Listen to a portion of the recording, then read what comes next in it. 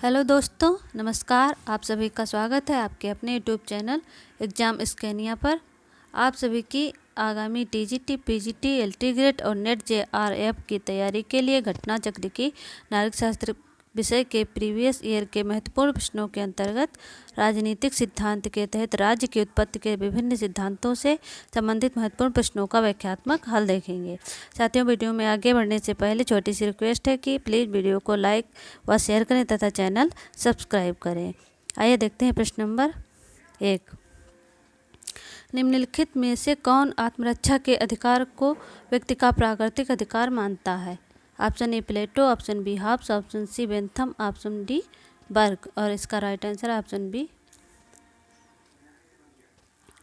अब इसकी व्याख्या देखते हैं। हॉब्स आत्मरक्षा के अधिकार को व्यक्ति का प्राकृतिक अधिकार मानता है। हॉब्स के मतानुसार प्राकृतिक अवस्था में भी एक प्राकृतिक कानून विद्यमान था जो बौद्धिक आत्मरक्षा के नियम के रूप में था।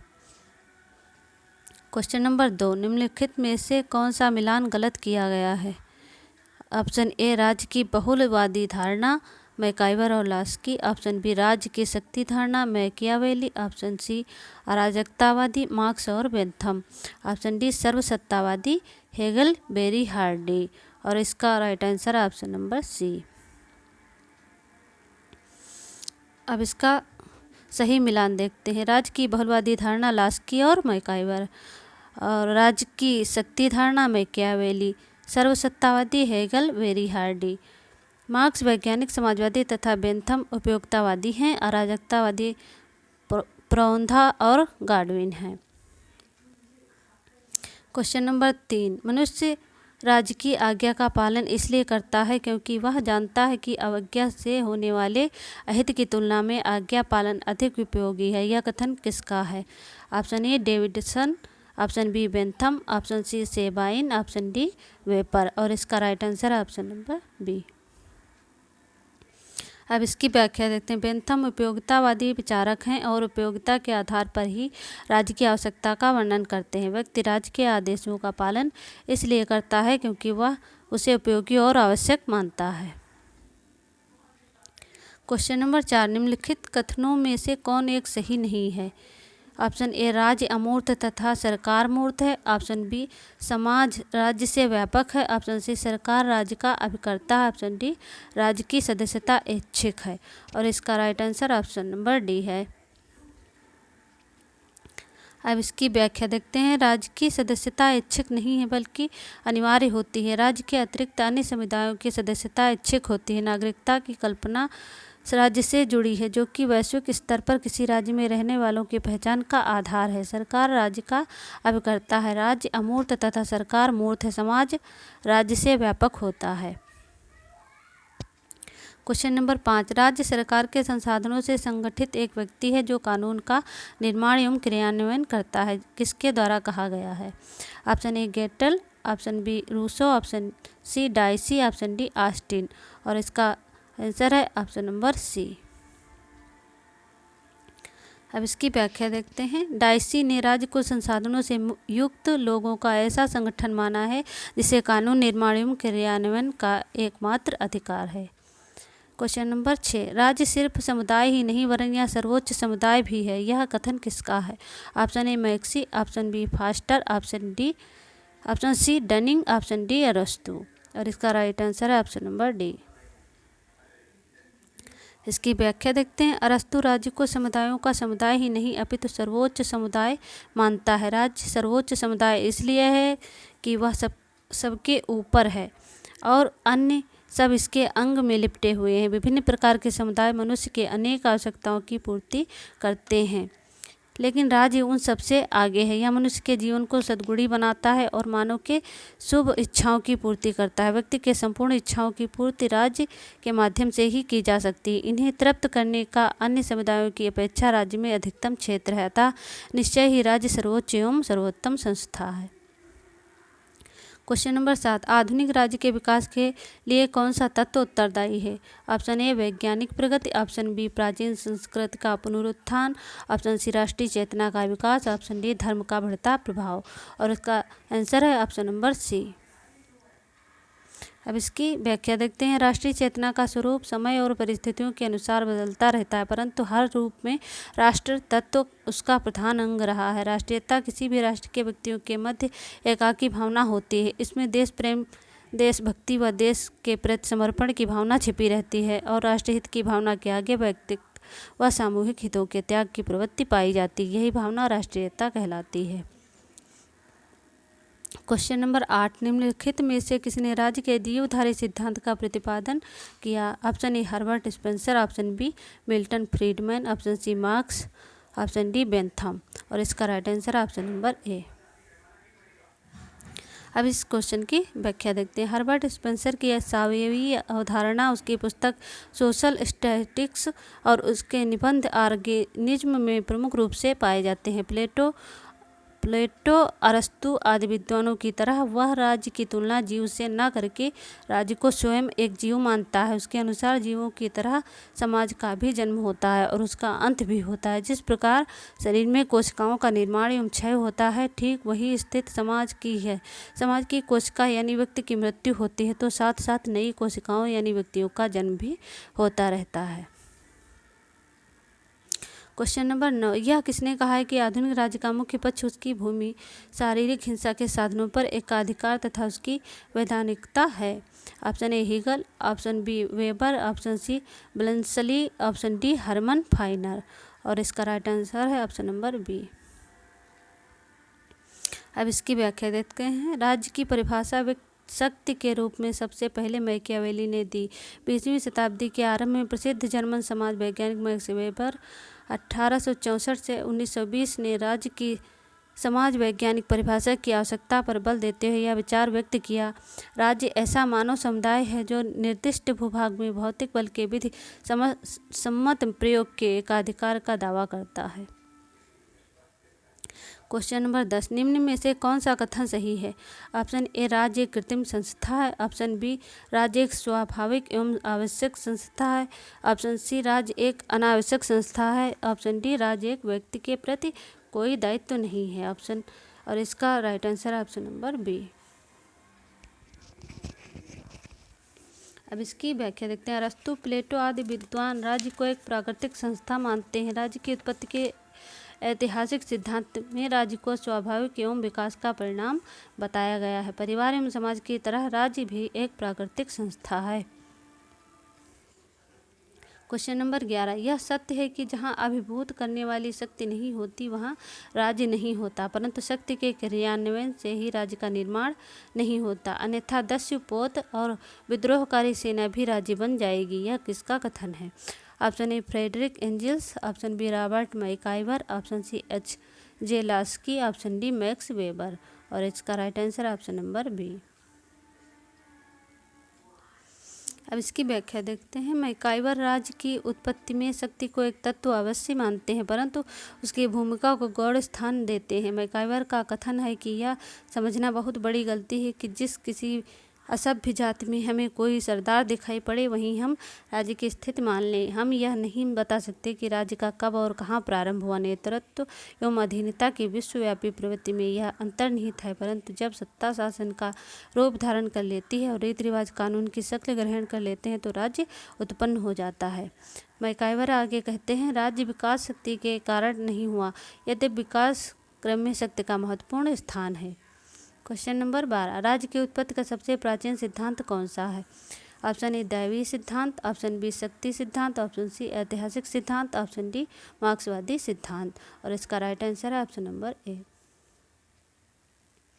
अब इसकी व्याख्या देखते हैं। दैवीय सिद्धांत राज्य की उत्पत्ति का सबसे प्राचीन सिद्धांत है। इसके अनुसार राज्य एक दैवीकृत है तथा राजा ईश्वर का प्रतिनिधि है, अतः राजा की आज्ञा का उल्लंघन करना पाप है। राजा केवल ईश्वर के प्रति उत्तरदायी होता है।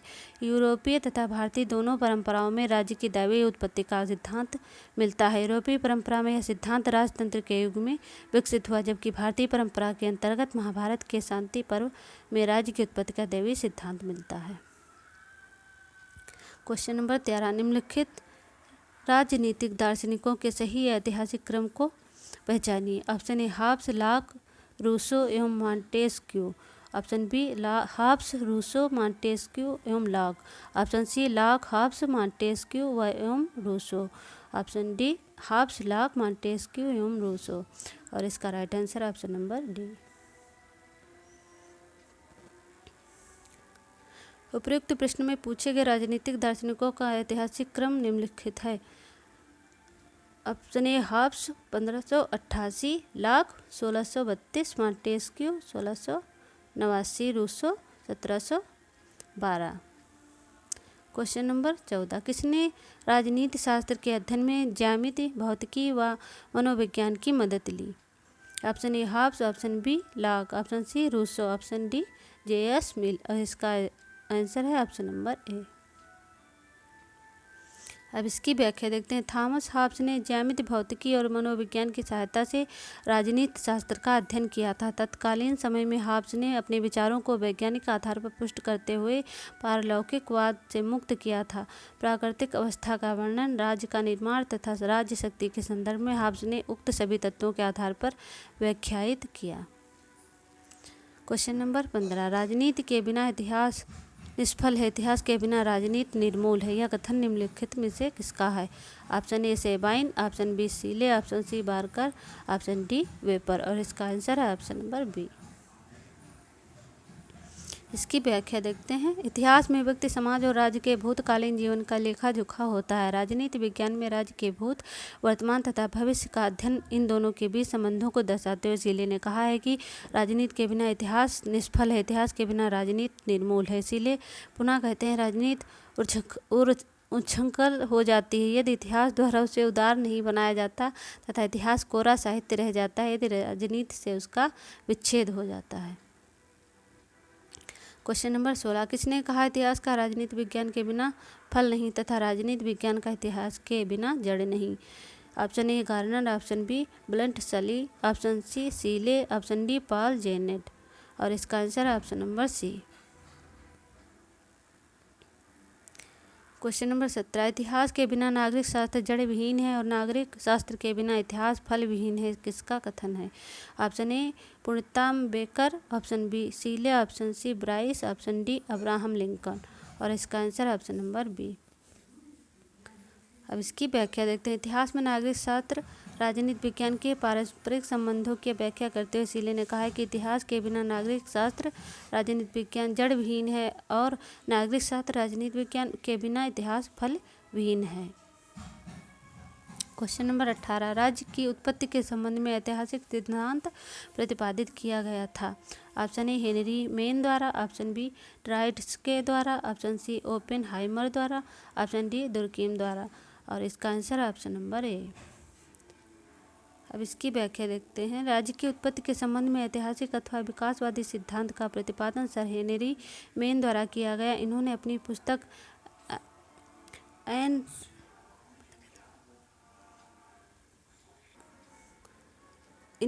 पुस्तक एशियंट लॉ 1861 में माना कि समाजों की उत्पत्ति परिस्थिति से संविदा स्टेटस टू कॉन्ट्रैक्ट में हुई है, अर्थात प्रारंभिक समाजों में मनुष्यों के सामाजिक संबंध परिस्थिति या स्थिर स्थिति को निर्धारित होते थे। इनके अनुसार सामाजिक संबंधों में एकता का प्रारंभिक बंधन रक्त संबंध ही था, जो राज्य के विकास में प्रमुख सहायक तत्व है।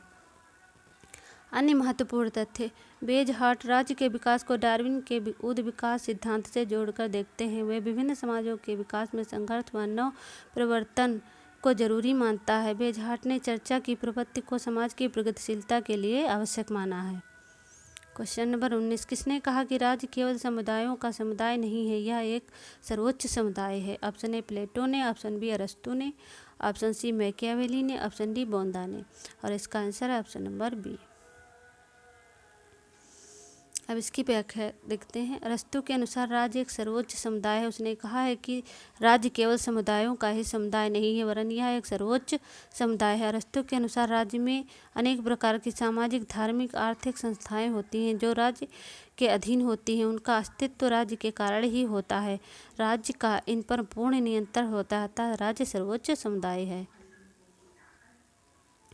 क्वेश्चन नंबर 20, जॉन लॉक और रूसो के सामाजिक संविदा सिद्धांत के संबंध में क्या सही है? ऑप्शन ए, लॉक का समझौता पूर्णतया स्वतंत्र समझौता है, जबकि रूसो की संविदा आबद्ध संविदा है।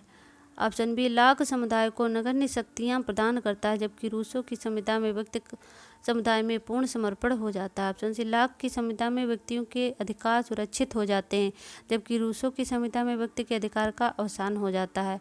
ऑप्शन डी उपयुक्त सभी, और इसका आंसर है ऑप्शन नंबर डी। अब इसकी व्याख्या देखते हैं। लॉक का समझौता एक ऐतिहासिक तथ्य है, जबकि रूसो का एक दार्शनिक विचार।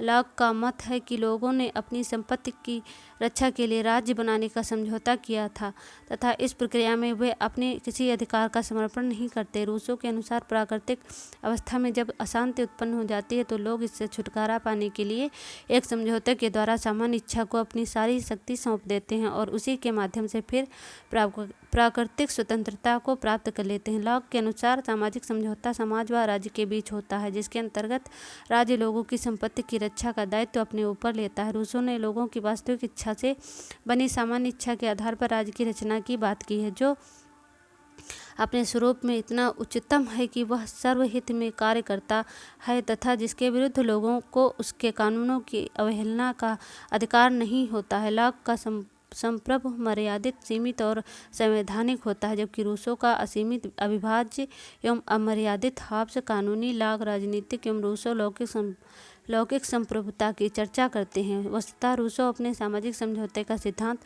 लॉक की भांति आरंभ करता है, परंतु इसका अंत हॉब्स के लेवियाथन जिसका सिर कटा हुआ है पर समाप्त करता है। क्वेश्चन नंबर 21, सेबाइन कहता है कि अंग्रेजी भाषा भाषी जातियों ने जितने भी राजनीतिक दार्शनिकों को जन्म दिया उनमें डैश डैश कदाचित महानतम है। Option A Hobbes, option B Locke, option C Rousseau, option D Bentham, और इसका आंसर है ऑप्शन नंबर ए। अब इसकी व्याख्या देखते हैं। सेबाइन का यह कथन हॉब्स के बारे में था। सेबाइन का हॉब्स से प्रभावित होने का प्रमुख कारण उसकी पद्धति थी, जिसके आधार पर उसने अपने विचारों का ढांचा खड़ा किया। क्वेश्चन नंबर 22, हॉब्स के अनुसार प्राकृतिक अवस्था में मानवीय जीवन। ऑप्शन ए एकाकी, निर्धन, निंदनीय, अल्पकालिक था। ऑप्शन बी एकाकी किंतु शांतिपूर्ण था। ऑप्शन सी सामाजिक और सहयोगात्मक किंतु दरिद्र था। ऑप्शन डी उपयुक्त में कोई नहीं, और इसका आंसर है ऑप्शन नंबर ए।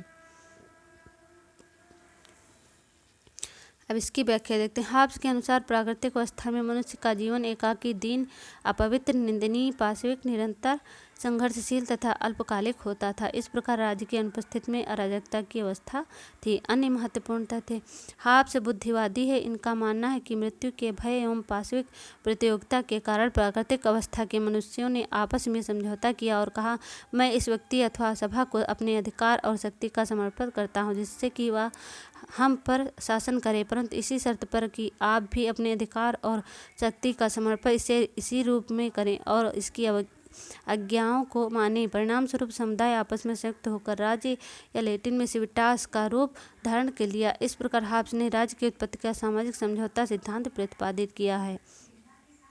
हॉब्स के द्वारा लिखे गए प्रमुख ग्रंथ हैं De Cive, De Corpore, Leviathan और एलिमेंट्स ऑफ लॉ।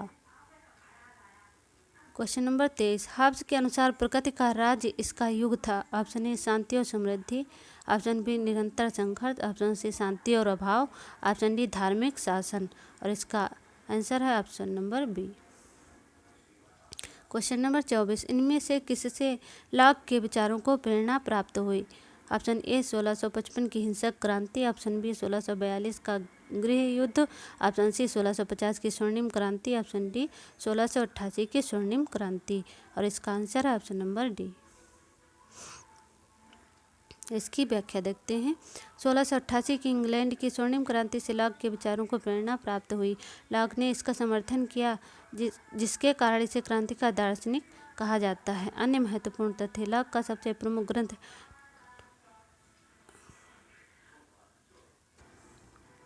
लॉक का सबसे ग्रंथ टू ट्रीटीज ऑन गवर्नमेंट है। लॉक अपने विचारों के लिए द लॉज ऑफ एस्टिकल पॉलिटी के लेखक रिचार्ड हुकर के ऋणी थे। क्वेश्चन नंबर 25, सामान्य इच्छा के प्रति वास्तविक आपत्ति यह है कि जहाँ तक यह इच्छा है सामान्य नहीं है, तथा जहाँ तक यह सामान्य है यह इच्छा नहीं। यह किसने कहा है? Option A Bosanquet, option B sir Henry Maine, option C MP Follett, option D Hobhouse. और इसका आंसर है ऑप्शन नंबर डी। अब इसकी व्याख्या देखते हैं। रूसो के सामान्य इच्छा को अस्पष्ट एवं अव्यवहारिक बताते हुए एल्टी हाउस ने टिप्पणी की है कि सामान्य इच्छा के प्रति वास्तविक आपत्ति यह है कि जहाँ तक यह सामान्य है यह इच्छा नहीं है, और जहाँ तक यह इच्छा है यह सामान्य नहीं है। अर्थात यह या तो सामान्य है या इच्छा, यह दोनों नहीं हो सकती। वाहन ने भी रूसो पर अधिनायकवाद के पोषण का आरोप लगाते हुए कहा है कि रूसो ने अपनी समष्टिवादी विचारधारा से व्यक्ति को शून्य बना दिया है। क्वेश्चन नंबर 26, प्राकृतिक अधिकारों का सिद्धांत एक भाग है। ऑप्शन ए ऑस्टिन के संप्रभुता सिद्धांत का, ऑप्शन बी दैवीय उत्पत्ति के सिद्धांत का, ऑप्शन सी शक्ति सिद्धांत का, ऑप्शन डी सामाजिक समझौता सिद्धांत का। और इसका आंसर है ऑप्शन नंबर डी। अब इसकी व्याख्या देखते हैं। प्राकृतिक अधिकारों का सिद्धांत सामाजिक समझौता सिद्धांत का भाग है। इस सिद्धांत के प्रबल समर्थक हाब्स, लॉक तथा रूसो हैं। इनके अनुसार राज्य लोगों के द्वारा किए गए समझौते सामाजिक समझौते का फल है। समझौता करने से पूर्व लोग प्राकृतिक अवस्था में रहते थे। प्राकृतिक अवस्था के दौरान लोगों के पास प्राकृतिक अधिकार थे। लॉक ने 3 प्राकृतिक अधिकारों का वर्णन किया है, जिनमें जीवन, स्वतंत्रता एवं संपत्ति सम्मिलित है। हाब्स ने आत्मरक्षा के अधिकार को वरीयता दी है। क्वेश्चन नंबर 27, राज्य की उत्पत्ति के संबंध में कौन सा सिद्धांत इस धारणा से शुरू होता है कि राज्य की उत्पत्ति से पहले मनुष्य प्राकृतिक अवस्था में रहते हैं? ऑप्शन ए पितृसत्तात्मक सिद्धांत, ऑप्शन बी मातृसत्तात्मक सिद्धांत, ऑप्शन सी बल सिद्धांत, ऑप्शन डी सामाजिक अनुबंध सिद्धांत। इसका आंसर ऑप्शन नंबर डी।